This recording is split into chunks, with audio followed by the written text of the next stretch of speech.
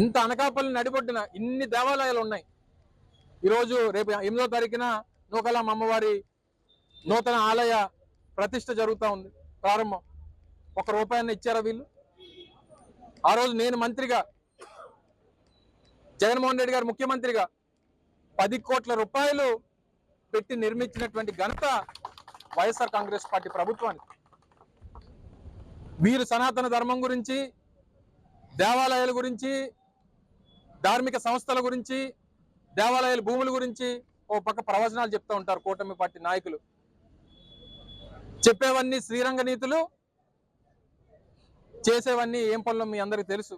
మొన్ననే చూసాం TTD chairman గారిని అందరినీ కూడా, వారు ఏం పనులు చేస్తున్నారో ఏం చేస్తున్నారో అని. ఇటువంటి వారందరూ ఉంటే ఇంకా దేవస్థానం భూములకి, దేవాలయాలకి ఏం పవిత్రత ఉంటుంది? మీరు చేసినటువంటి లడ్డూ మీద మీరు చేసినటువంటి పాపాన్నే ఈరోజు మీకు మీ తలకు చుట్టుకుంది కర్మ. అందుకనే అనేక సందర్భాల్లో చెప్పాం, ప్రతి ఒక్కరికి కర్మ అనేటువంటిది ఉంటుంది. దేవుడితో ఎవరు పెట్టుకున్నా సరే ఆ కర్మ మిమ్మల్ని కాటేస్తుంది అనేటువంటి దానికి ఈరోజు జరుగుతున్నటువంటి అన్ని కూడా ఒక ఉదాహరణ. ఈరోజు అనకాపల్లిలో కూడా ఇంత పెద్ద ఎత్తున ఇన్ని 100 కోట్ల రూపాయలు విలువైనటువంటి భూమిని ఈరోజు మీరు కాజేసేటువంటి కార్యక్రమం చేసి ఈరోజు దీనికి ఎవరు సమాధానం చెప్తారు? ఇందాక మా పెద్దలు ముత్యాల నాయుడు గారు, ధర్మశ్రీ గారు వారు మాట్లాడి చెప్పారు, తక్షణమే యాక్షన్ తీసుకోవాలి. ఎవరి మీద తీసుకుంటారు? అందుకనే దీని మీద సిబిఐ ఎంక్వైరీ డిమాండ్ చేసింది వైఎస్ఆర్ కాంగ్రెస్ పార్టీ. ప్రధానమైనటువంటి హోదాల్లో ఉన్నటువంటి వ్యక్తులు ఇందులో పాత్ర ఉంది, లేనప్పుడు ఎందుకు స్పందించట్లేదు అనేటువంటిది వైఎస్ఆర్ కాంగ్రెస్ పార్టీ డిమాండ్ చేస్తాం.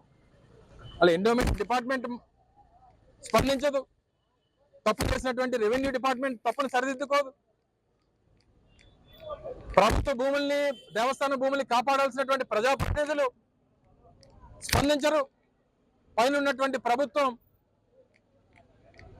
సనాతన ధర్మం గురించి, హిందుత్వం గురించి మాట్లాడుతుంది, వారు మాట్లాడరు. ఇదంతా కలిసి ఒక పెద్ద దొంగల ముఠ. రాష్ట్రంలో ఉన్నటువంటి ముఖ్యమంత్రి దగ్గర నుంచి కింద స్థాయి అధికారుల వరకు ఒక పెద్ద దొంగల ముఠ లాగా తయారై ఈరోజు ప్రభుత్వ భూముల్ని, దేవస్థానం భూముల్ని, ప్రజల భూముల్ని కైంకర్యం చేస్తున్నటువంటి పరిస్థితుల్లో వైఎస్ఆర్ కాంగ్రెస్ పార్టీ చూస్తూ ఊరుకోదు. రేపు రానటువంటి కాలంలో దీని మీద కూడా ఒక కార్యాచరణ రూపొందిస్తాం. పైన ఉన్నటువంటి ఉన్నత అధికారులు కూడా దీని మీద రిప్రజెంట్ చేస్తాం.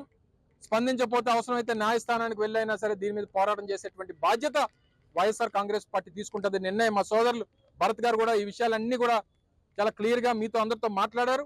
స్థానికంగా వారు ఉండి ఇక్కడ ఉన్నటువంటి మా పార్టీ ఇన్ఛార్జ్ గా ఇక్కడ ఉన్నటువంటి ఇష్యూస్ అన్నిటి మీద కూడా వారు కూడా ఇప్పటికప్పుడు ఫైట్ చేస్తా ఉన్నారు.